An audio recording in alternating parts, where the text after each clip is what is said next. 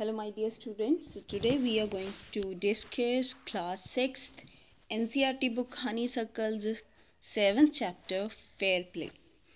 Before you read, there are a number of questions we have to find after reading the whole story.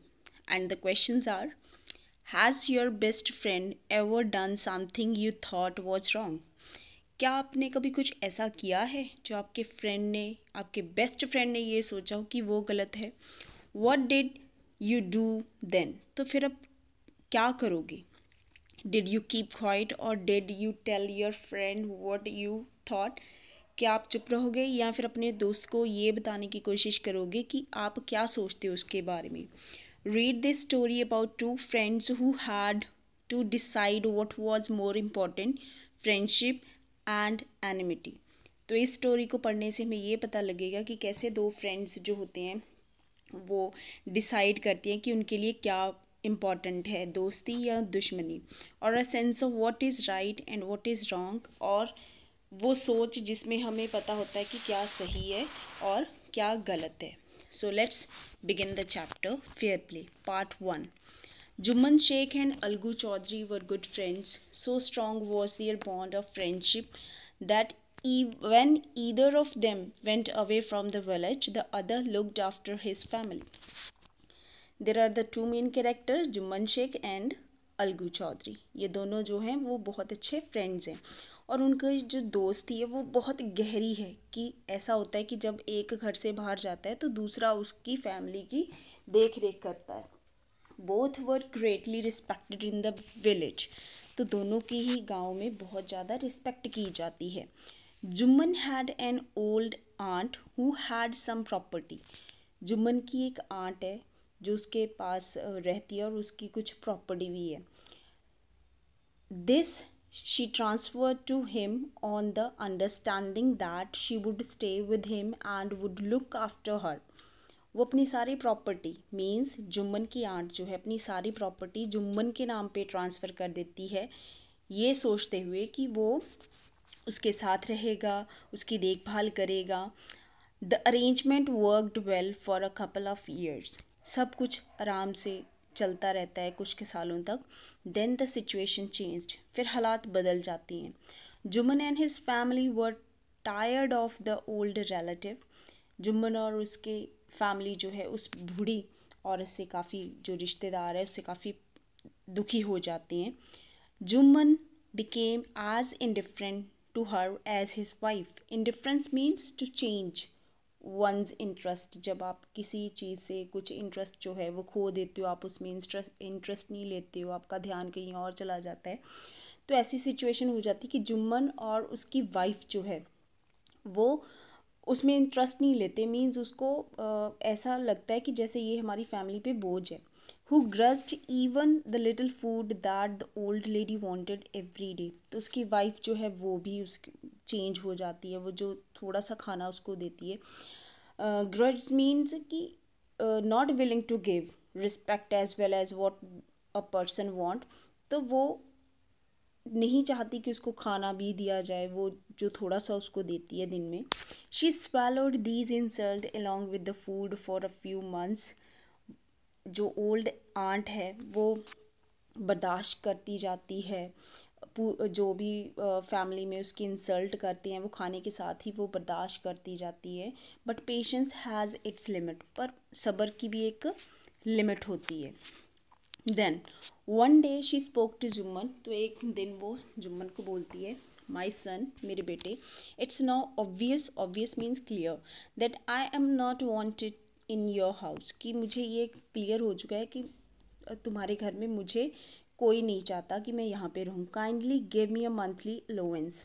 Allowance means a sum of money paid regularly to a person. एक amount of money जो हम एक person को per month के लिए देते हैं, that is known as allowance.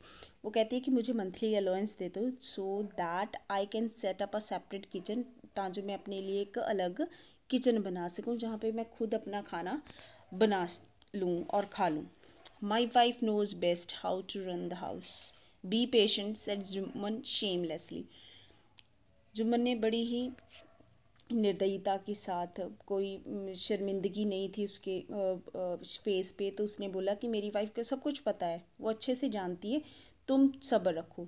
This made his aunt very angry, तो इससे जो उसकी आंट है वो बहुत गुस्से में आ जाती है, and want decided to take her case to the village panchayat. तो वो सोचती है कि मैं अपना जो केस है, अपना जो मैटर है, वो मैं विलेज की पंचायत के पास लेके जाऊंगी। For many days, the old lady was seen talking to the villagers, explaining her case and seeking their support. काफ़ी दिन तक वो लेडी गांव के लोगों के साथ बात करती है, अपने अपना केस जो है वो एक्सप्लेन करती है, उनको समझाती है, वो चाहती है कि लोग उसको सपोर्ट करें। सम सिंपथाइज्ड विद हर, कुछ लोग उसको सिंपथी देते हैं, हमदर्दी दिखाते हैं। अदर लाफ्ड एट हर, और कुछ उस पर हंसते हैं। And a few others advised her makeup with her nephew and his wife. Makeup means here to settle all the things. तो बाकी कहते हैं कि तू अपना जो है झगड़ा जो है अपने नेफ्यू या उसकी वाइफ के साथ है वो तुम सेटल कर लो। At last she came to Alagu Chaudhary, तो अंत में वो अलगू चौधरी के पास आती है जो कि जुम्मन शेख का फ्रेंड है। एंड स्पोक टू हिम, तो उसको बोलती है you know, and spoke to him, तो उससे भी बात करती है कि ये केस है मेरा, कि मुझे खाना नहीं दिया जाता, इंसल्ट की जाती है, तो अपना सारा केस जो है एक्सप्लेन करती है। यू नो चाची, Jumman is my best friend, how can I go against him, Algu said. Algu सब कुछ सुनने के बाद बोलता है कि चाची तुम तो जानती हो कि जुम्मन तो मेरा बेस्ट फ्रेंड है, अब मैं उसके अगेंस्ट कैसे जा सकता हूँ।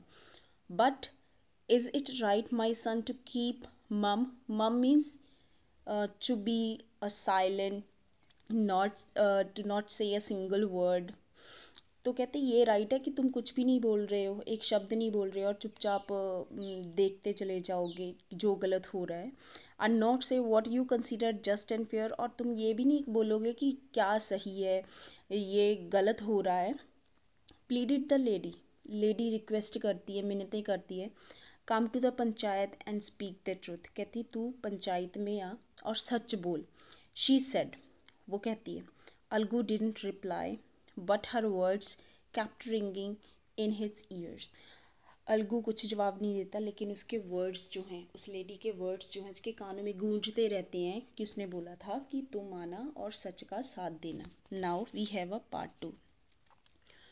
The panchayat was held the same evening under an old banyan tree. Jumman stood up and said, "The voice of Panch is the voice of God."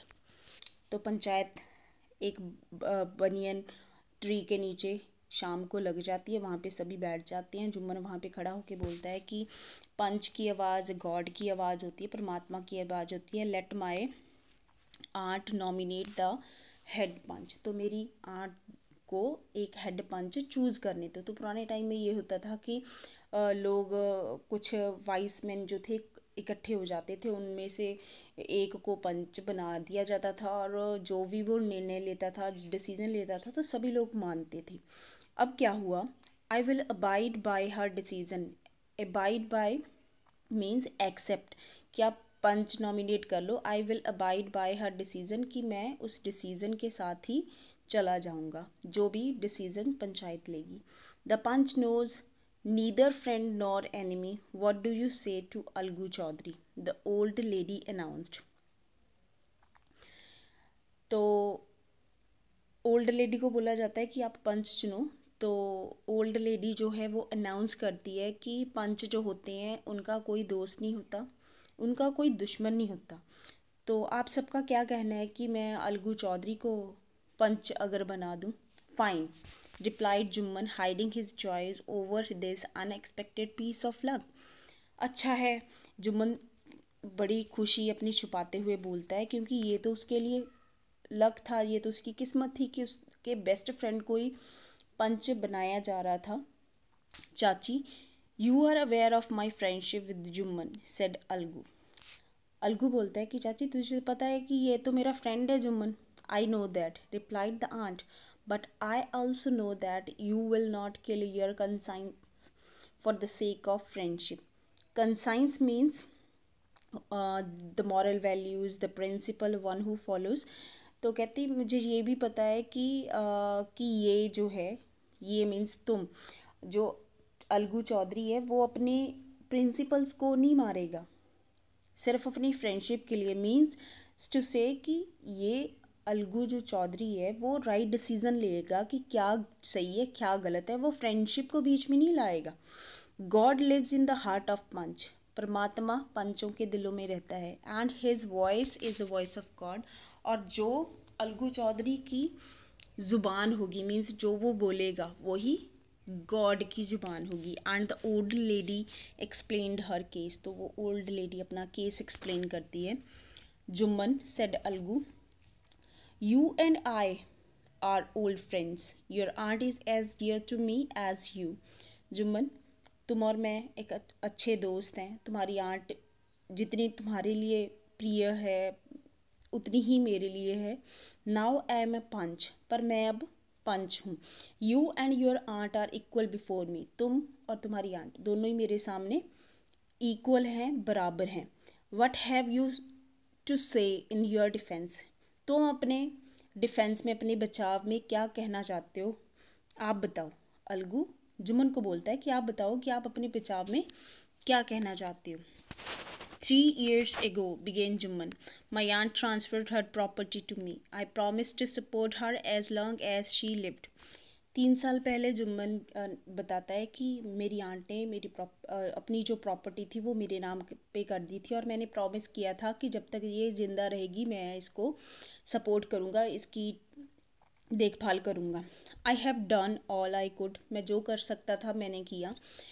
There have been a couple of quarrels between my wife and her aunt. I can't stop it.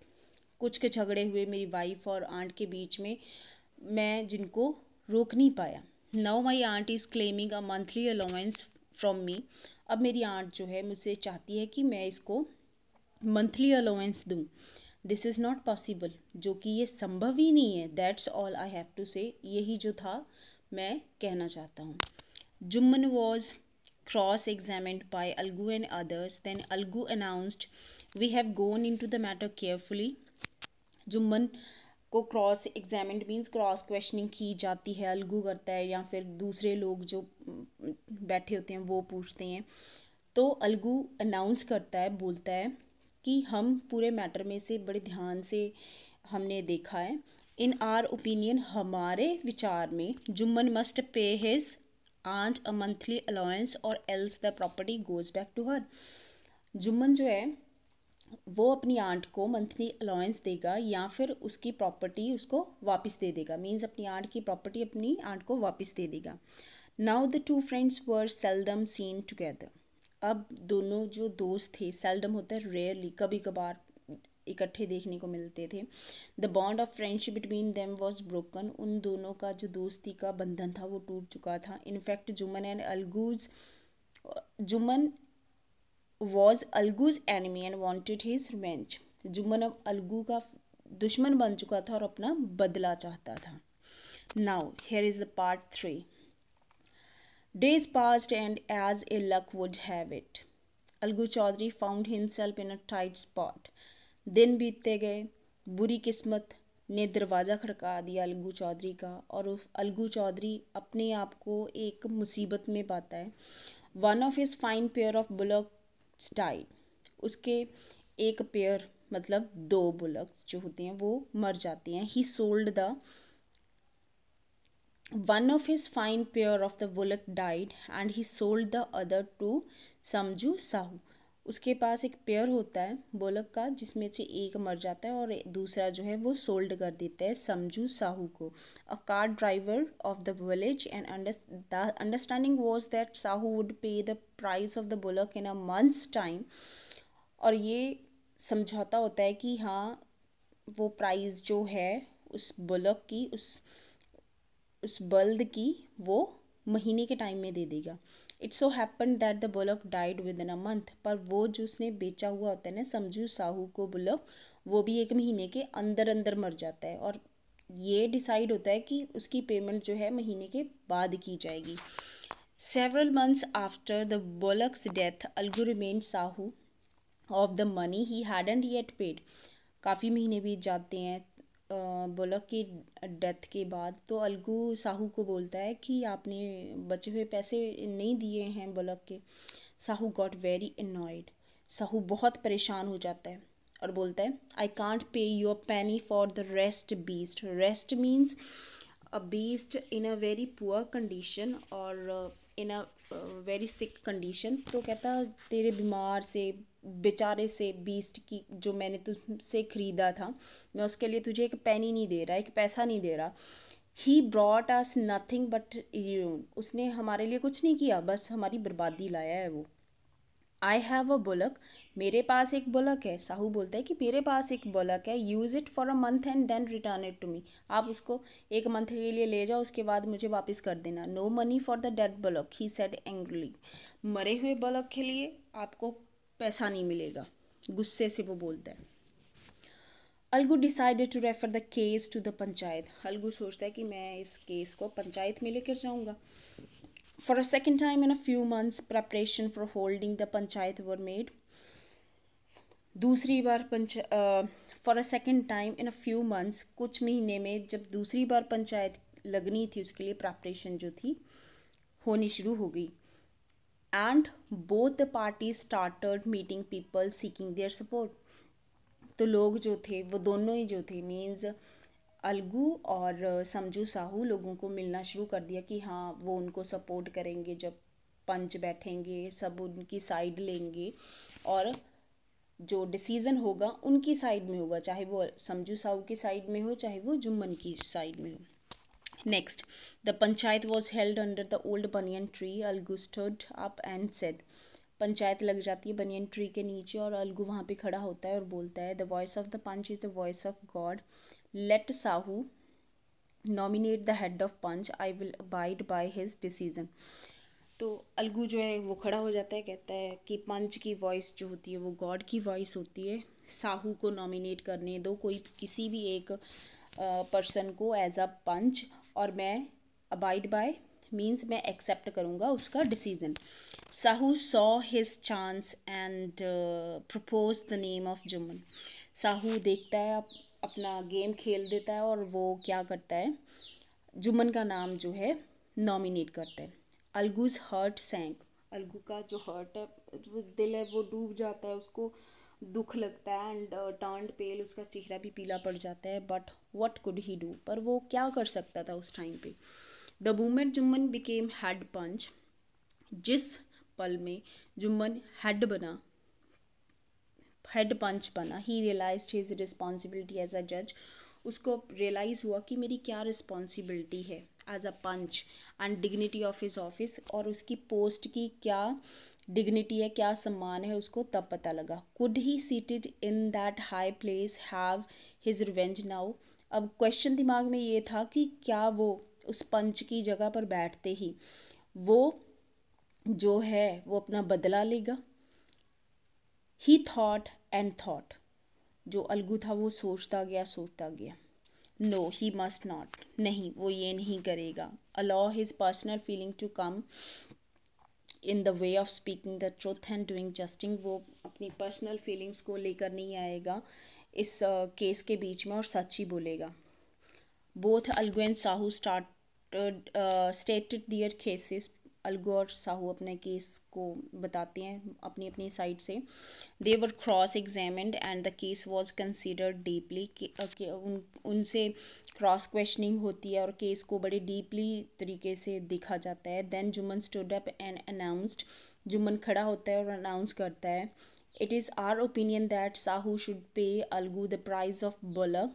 वो कहता है जुम्मन कि साहू को अलगू को price देनी पड़ेगी उस bullock की। When Sahu bought the bullock it suffered from no disability और डिसीज़। जब साहू ने वो बुलक ख़रीदा था तो उसको तो कोई बीमारी नहीं थी, ना ही उसमें कोई डिसेबिलिटी थी। The death of bullock was unfortunate. वो डेथ उसकी थी वो एकदम से हो गई थी। But Algu can't be blamed for it. पर अलगू को ब्लेम नहीं किया जा सकता उसकी डेथ के लिए। Algu could not contain his feelings. He stood up and said loudly over and over again, victory to the panchayat. Algu अपने इमोशंस को नहीं कंट्रोल कर पाता, वो खड़ा होता है और लाउडली बोलता है कि यही तो पंचायत की जीत है, दिस इज़ जस्टिस, यही तो न्याय है, God lives in the voice of the panch. हाँ, परमात्मा जो है वो पंचों की ज़ुबान में रहता है, मीन्स पंच की ज़ुबान गॉड की ज़ुबान मानी जाती है। Soon after Jumman came to Algu embraced him and said, soon after, जैसे ही जुम्मन केम टू अलगू, उसके पास आता है, जुम्मन अलगू के पास आता है, वो उसको हग करता है, embraced means hugged, and said since the last panchayat I had become your enemy, Jumman बोलता है कि लास्ट पंचायत में मैं तुम्हारा दुश्मन बन गया था, today I realise what is meant to be a panch, तो आज मुझे ये पता लग गया है कि पंच क्या होता है। A panch has no friend nor enemy, एक पंच का कोई भी फ्रेंड नहीं होता, ना ही उसका कोई दुश्मन होता है। ही नोज ओनली जस्टिस, उसको सिर्फ न्याय का पता होता है। Let no one deviate, deviate means move away, दूर ले जाना, from the path of justice and truth for friendship and enmity. चलो हम लेट नो वन कहते कोई भी रास्ते में नहीं आना चाहिए जस्टिस के, चाहे वो दुश्मनी है चाहे वो दोस्ती है। Algu embraced his friend and wept, Algu जो है अपने फ्रेंड को हग करता है, रोता है, and his tears washed away all the dirt of misunderstanding between them, तो उनके बीच में जो भी मिसअंडरस्टैंडिंग थी, जो धूल आ गई थी मिसअंडरस्टैंडिंग की, वो वॉश अवे हो जाती है, वो दूर हो जाती है। And this is the end of the chapter. This beautiful story is written by Prem Chand. So I hope all of you have enjoyed the story. Thank you so much for watching this video.